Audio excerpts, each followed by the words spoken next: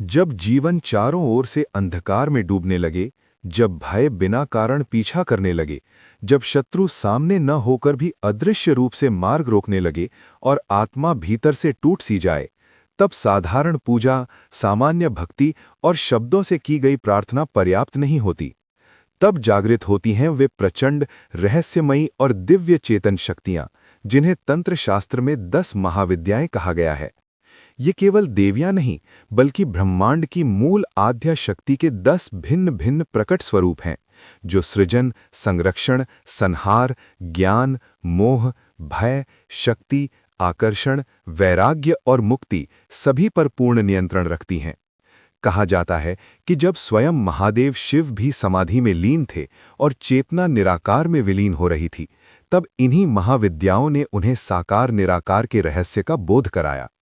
महाकाली काल का भक्षण करने वाली हैं और उनका मंत्र ओम क्रीम कालिकाय नमः समय, मृत्यु और भय को कंपित कर देता है, क्योंकि क्रीम स्वयं महाकाली का बीज है, जो अहंकार और आसक्ति को भस्म करता है। माँ तारा संसार सागर से पार लगाने वाली संकट मोचन और रक्षक देवी हैं, और उनका मंत्र ओम ह्रीम क्लीम तारा तत्सत साधक के भीतर भय, तनाव और मानसिक अस्थिरता को नष्ट कर साहस और सुरक्षा की दिव्य ऊर्जा जगाता है। इसके बाद जो महामंत्र ओम ह्रीम श्रीम क्रीम हूम फट आता है, वो शक्ति, ऐश्वर्य, क्रिया और रक्षा का विस्फोटक संयोजन है, जो साधक के चारों ओर एक अग्नि कवच रच देता है। त्रिपुरा सुंदरी तीनों लोकों और चेतना की 3 अवस्थाओं की अधिष्ठात्री हैं, और उनका मंत्र ओम ऐं ह्रीं श्रीं त्रिपुराय नमः साधक के भीतर सुप्त ब्रह्मज्ञान, सौंदर्य और प्रेम तत्व को जागृत करता है। भुवनेश्वरी संपूर्ण ब्रह्मांड को धारण करने वाली महामाया हैं, और ओम ह्रीं भुवनेश्वर्यै नमः ये स्मरण कराता है कि जो बाहर है वही भीतर भी है। छिन्न मस्ता त्याग, बलिदान और ऊर्जा के रहस्य की देवी हैं, और उनका उग्र वज्र बीज मंत्र श्रीं ह्रीं क्लीं ऐं वज्र वैरोचिनीय हूम हूम फट स्वाहा ये दर्शाता है कि जब जीवन ऊर्जा को उलटकर ब्रह्म को अर्पित किया जाता है, तभी सर्वोच्च शक्ति प्रकट होती है। भैरवी तप, तेज और अनुशासन की अग्नि है, और ओम ह्रीं भैरवी कलौम ह्रीं स्वाहा साधक के भीतर सोई हुई उग्र शक्ति को संयमित रूप से जागृत करता है। धूमावती वैराग्य, शून्यता और जीवन के कठोर सत्य का प्रतीक हैं, और उनका मंत्र धूम धूम धूमावती ठह ठह अहंकार को शमशान की भस्म में बदल देता है। बगलामुखी स्तंभन शक्ति की अधिष्ठात्री हैं, और ओम ह्रीं बगलामुखी सर्व दुष्टानाम वाचम मुखम पदम स्तंभय जिह्वा कीलय बुद्धिम विनाश्य ह्रीं ओम स्वाहा केवल बाहरी शत्रुओं को नहीं, बल्कि साधक की चंचल और विकृत बुद्धि को भी स्थिर करता है।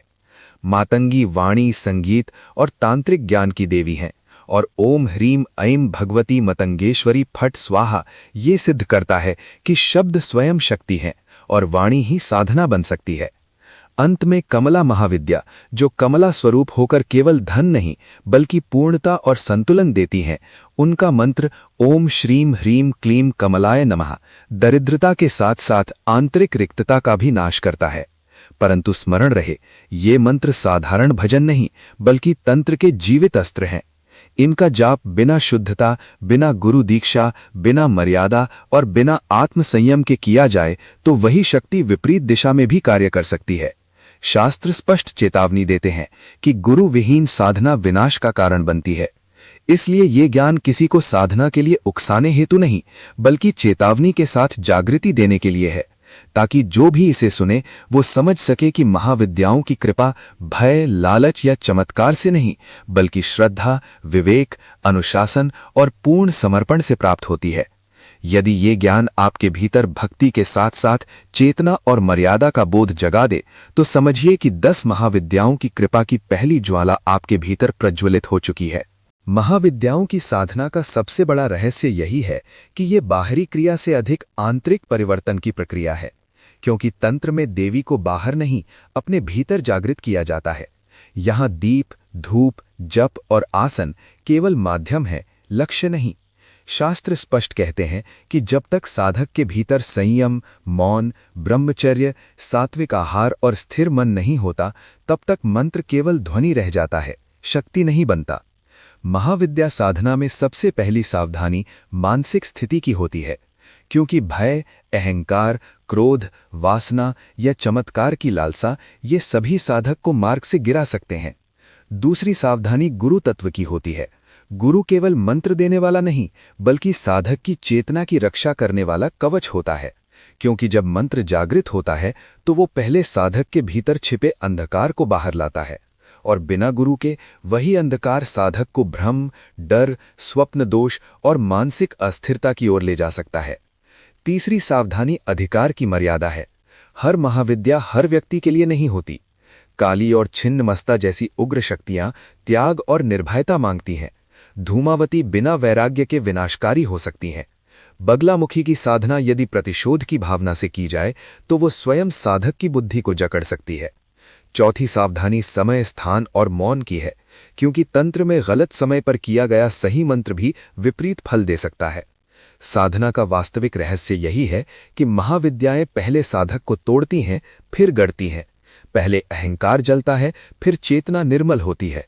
जो इस तुटन से डर गया वो पीछे हट जाता है, और जो इसे स्वीकार कर ले वही कृपा का अधिकारी बनता है। इसलिए शास्त्र कहते हैं कि महाविद्या साधना किसी इच्छा पूर्ति की तकनीक नहीं, बल्कि पूर्ण आत्मसमर्पण की अग्नि परीक्षा है।